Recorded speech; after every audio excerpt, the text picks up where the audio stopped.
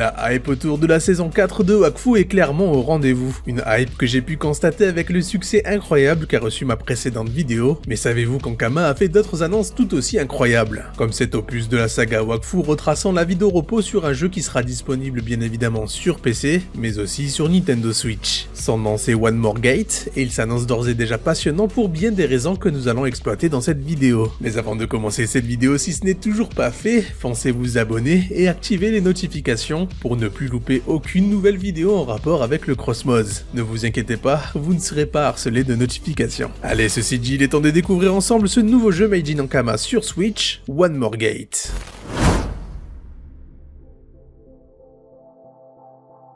Profitant de la hype réelle qui commence à s'élever petit à petit autour de la tant attendue saison 4, Ankama semble être conscient de l'importance que revêt cette ultime saison de la confrérie, et pour cela il nous a concocté un superbe cadeau de fin d'année avec ce jeu reprenant les événements de la vie d'Oropo, de sa naissance à l'aube des temps, jusqu'aux événements de la saison 3. Après tout, Oropo n'a pas été toujours cet être dramatique et taciturne que l'on a découvert. Lui aussi un jour a été innocent et rempli de bonnes intentions. Mais alors, qu'est-il arrivé à notre antagoniste pour qu'il devienne animé d'intentions aussi dangereuses? C'est ce que va révéler l'OAV concentré sur le personnage d'Oropo qui est censé arriver pour la fin d'année 2022. Une histoire tragique où l'on sait déjà qu'il va assister impuissant à la mort de tous ses frères et sœurs, toutefois sans espoir de les retrouver dans une autre vie comme pourrait le faire leur créateur Yugo. Impuissant face à cette situation, ils vont s'évertuer à trouver une solution pour éviter de disparaître, notamment en se mettant en route pour retrouver l'Elia Cube, gardé par un héros que nous connaissons tous très bien, en la personne de Grugalo Ragran. Un combat va alors éclater, qui sans aucun doute changera à jamais le cours de l'histoire. Sachant qu'en plus qu'après leur mort, les héliotropes fusionnent pour ne faire plus qu'un seul corps, il est fort à parier que les pouvoirs et personnalités des héliotropes avant cette fusion représentaient chacun un fragment de la personnalité et possibilité de manipulation du Wakfu de Yugo, faisant alors de chacun des héliotropes un être unique qu'il sera passionnant de découvrir. Tout un tas de nouveaux personnages qui malheureusement, nous le savons à l'avance, vont tous finir par périr. Une longue quête que nous pourrons tous découvrir en détail dans ce jeu, un jeu qui, je l'espère, paraîtra quelques jours avant l'OAV, le temps de se soulever tout un tas de nouvelles questions qui se résoudront qu'avec le visionnage de l'OAV d'Oropo.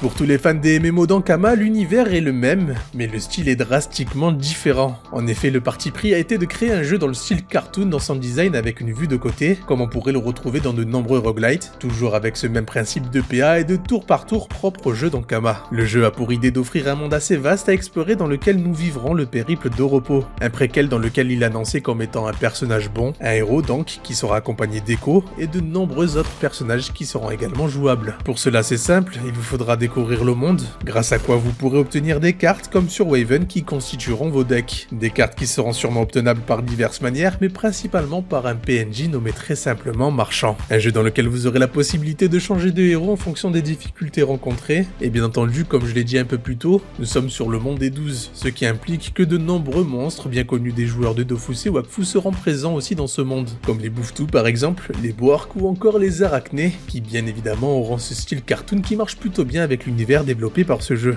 Un style qui certainement en rebutera certains, notamment issus des MMO, qui sont habitués à autre chose de la part d'Ankama. Mais personnellement, j'y place beaucoup d'espoir pour justement attirer toute une nouvelle clientèle à découvrir ce que propose Ankama, et pourquoi pas titiller leur curiosité sur les événements à venir dans la série. D'ailleurs, si vous êtes motivé à y jouer dès que le jeu sera disponible, n'hésitez pas à vous rendre sur sa page Steam et ainsi signaler votre intérêt pour ce jeu. De quoi leur donner une bonne indication sur le potentiel succès qu'il rencontrera à l'avenir. Je vous mets le lien en description. Au final, One More Gate s'annonce comme étant vraiment la belle petite surprise de cette Crossmods côté jeu vidéo, un jeu qui sera jouable sur console de salon, ce qui rappellera à de nombreux nostalgiques le plaisir qu'ils ont eu à découvrir Wakfu Island sur Xbox autrefois.